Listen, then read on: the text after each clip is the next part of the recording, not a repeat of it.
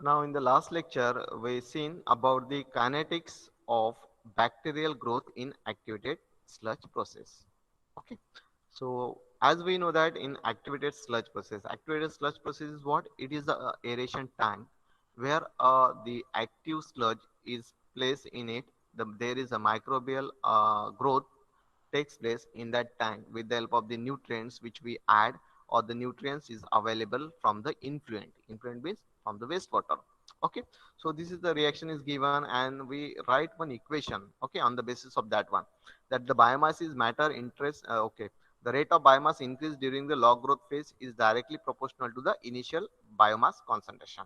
So what it is, the rate of biomass increase during the log growth phase is directly proportional to the biomass concentration. So this is the things, okay, and this can be represented by, it can be represented as the dx by dt, that is x is what it is, stands for the biomass concentration. Biomass means a microbial concentration. Okay, after that one there is one another word, that is yes. Yes stand for the substrate. Okay, so here it is dx by dt is directly proportional to what? Initial biomass concentration. So initial biomass concentration, and this mu is given the specific growth rate. So here you see that,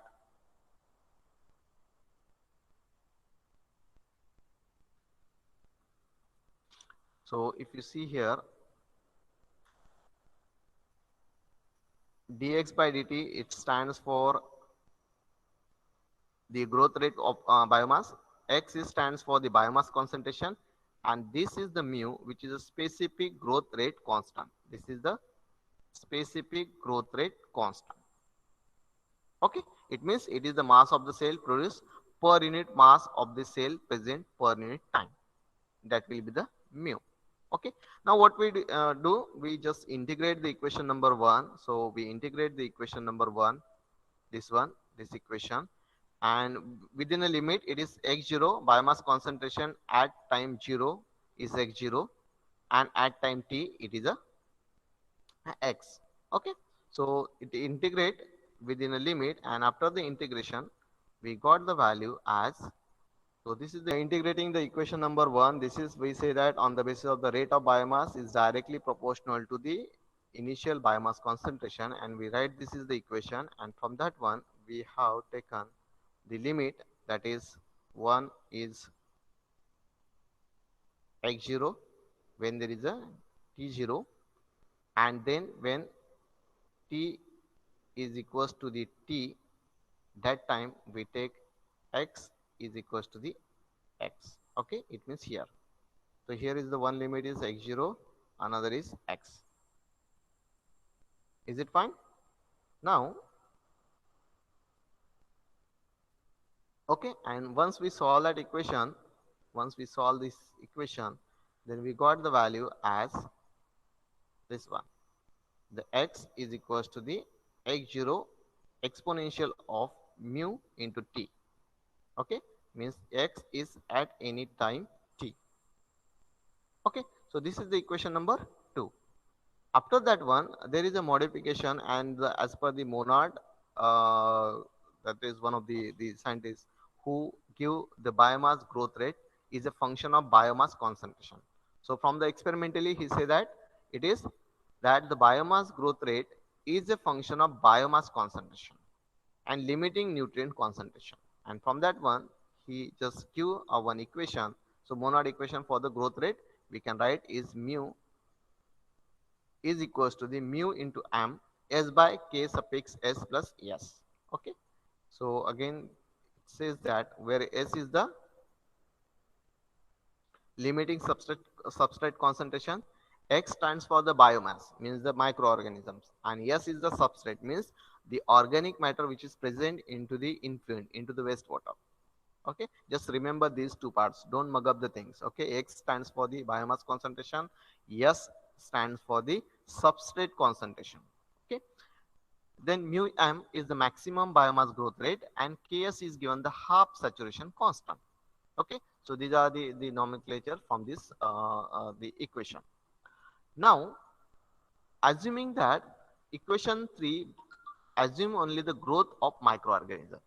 So if you look at the equation number 3, which is the equation number 3, this is the equation number 3. So it is just give the how much is the growth of the microorganisms. What is the growth of the microorganisms? But in the activated sludge process, what happened? There is a continuous growth as well as there is a decay or the die of the microorganisms. So when the microorganisms are dies, that time we have to write another equation, and here we can write, we consider this endogenous decay.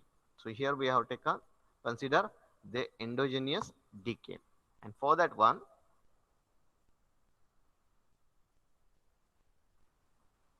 we write the equation number 1, which is initially it is dx by dt is equals to what? We have the equation number 1. What is the equation number 1? It is dx by dt is equals to the mu into the x. This is the equation number 1. So what we do here?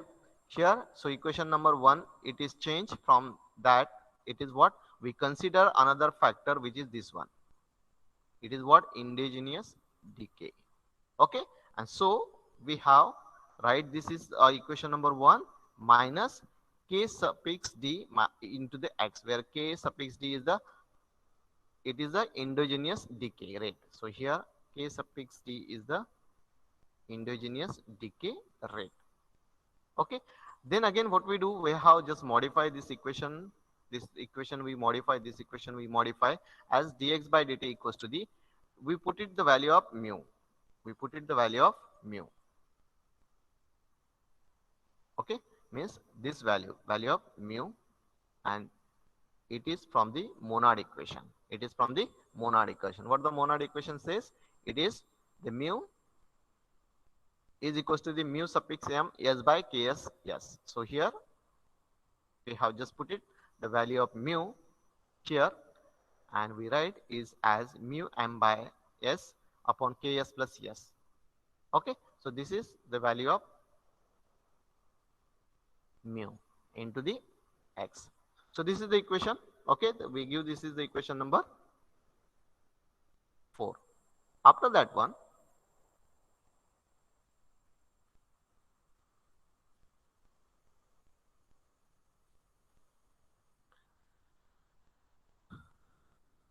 now the condition is that if all the substrate which is the organic food, that is yes. Okay. You see here it is yes.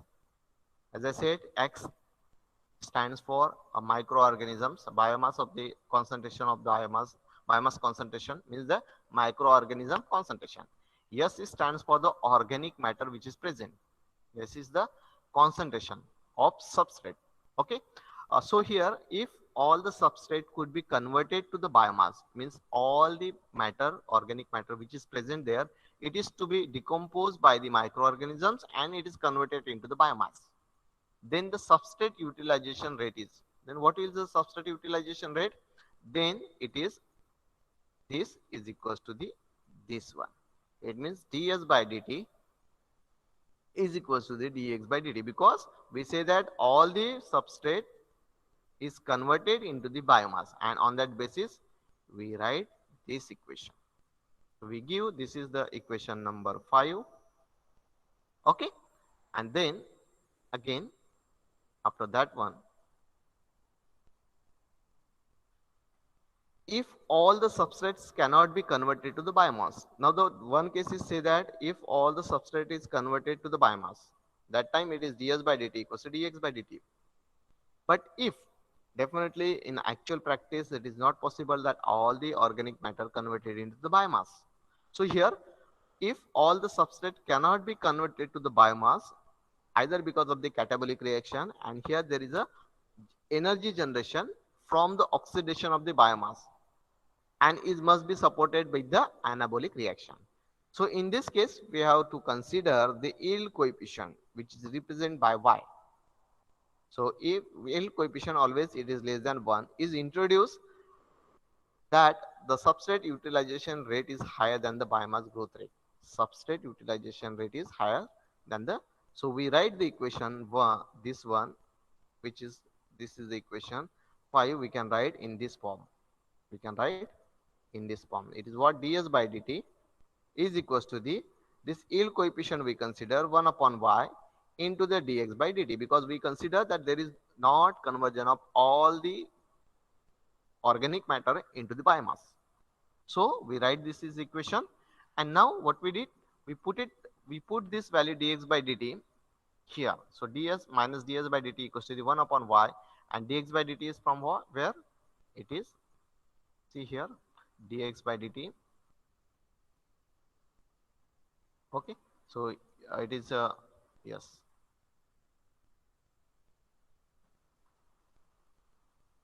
yes. So from here we take the value of dx by dt. Okay, and we write this is the equation. So this is the equation number 7. After that, another option. Now this is all about the kinetics of the biomass growth, and now we actually see what is the system. Now this is the system. Okay, so another topic from this one, it is the process analysis of completely mixed reactor with the sludge recycle. It means what is the design consideration when you have to design a activated sludge process. Okay, now what is mean by activated sludge process? So this is a one diagram. It shows the activated sludge process. It is a completely mixed activated sludge process. Now why we say the completely mixed, means a complete mixing of the oxygen, substrate, biomass. There is a recycling. So we call it is a completely mixed activated sludge process or system.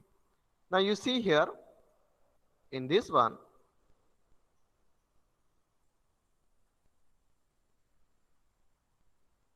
this is the aeration tank.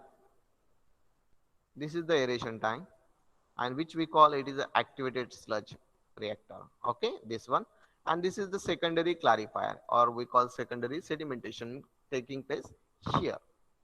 Now what is the mass balance of microorganisms and what is the mass balance of the substrate? Okay, so we just writing the equations and we find out what will be the volume of the aeration tank required for this condition.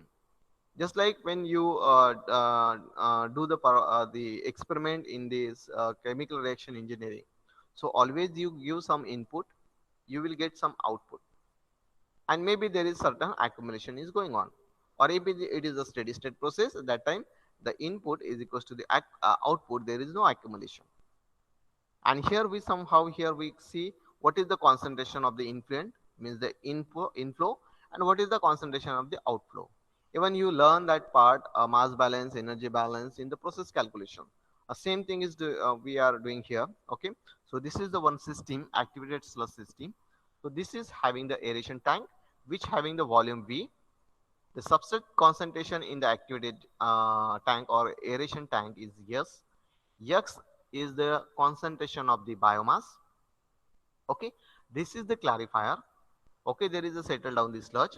Some of the sludge we remove permanently from the clarifier, and some of the sludge we are recycled to the aeration tank, and which is Q is represent the volume, the flow rate of the influent, Q0. QR is represent the flow rate of the recycled sludge. Then QW here, this is the QW is represent the flow rate of the waste, that is the sludge. Okay, the S is stands for the substrate, and the S0 is stand for the initial substrate concentration, means at the influent, because here is the inlet for the aeration. X0 is given the concentration of the microorganisms or biomass. X is the concentration of the biomass. Okay, and here X suffix E stands for the concentration of biomass in the effluent. The one word is here, I just want to clear the things, that is, look here. Okay, one second. The word INFLUENT, and here is the word, it is the effluent, E. Okay, means here is the E and here is the I. I stands for the in and E stands for the exit. You can remember that way also. Okay, and always we consider here is the X0 and here is either we consider x suffix e. Here also s or s suffix e. We can take here e s suffix e too. Okay, and here is the H0 initial concentration. So this is the influent and this is the effluent. Okay, now once you understood what is given here, it is given that this is the wastewater from the primary clarifier. It is entered into the aeration tank. In the aeration tank means there is activated, we call it is activated sludge 1 reactor, where the reaction taking place, oxidation taking place. The organic matter which is present here, it is to be decomposed and converted into the CO2 water and the biomass, new cell generation. And now all these things are out from this aeration tank to the secondary clarifier. What is the working of this, the application of the secondary clarifier? It is to settle down whatever be the sludge which is generated here. Sludge means the biomass of the biomass, one thing, and the organic matter which is not decomposed here, all this to become here, it gets settled down. Some of it is recycled the sludge and some it out. And here is the effluent. Here again you see the what is the flow rate of the initial flow rate minus the flow rate of the waste, that will give the effluent flow rate. And what is the yes in the final concentration of the substrate, means from that one, this and this one, it will show you how much is to be decomposed, the substrate is to decompose. Okay, and some of the sludge, as I said, it is returned to the aeration tank. So this is the system. So what we do here, we have one expression where we try to calculate what will be the value of, what is the volume of the aeration tank, how we can calculate the volume of aeration tank. If I have, this is the mass flow rate or the volumetric flow rate, this will be the substrate concentration, this will be the biomass concentration. Okay, and from that one, this is the system that I required.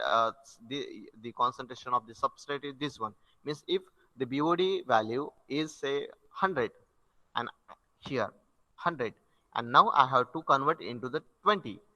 So there is a treatment going on here in the aeration tank, and for that one, what will be the volume, how much is the substrate concentration to be here, how much is the biomass concentration to be here, what will be the amount of air is needed to here. Okay, all these things is needed to calculate so that I can design this aeration tank. Fine. So in the next lecture we will see about this one, the certain assumptions of it. Then we will see about the biomass mass balance. Okay, this is one equation. From that one we try to get value of volume of the aeration tank. Okay, then we do the substrate mass balance one, and from that one again we try to know what will be the value of ES, means the substrate effluent substrate concentration. Okay, so that we will see in the next lecture.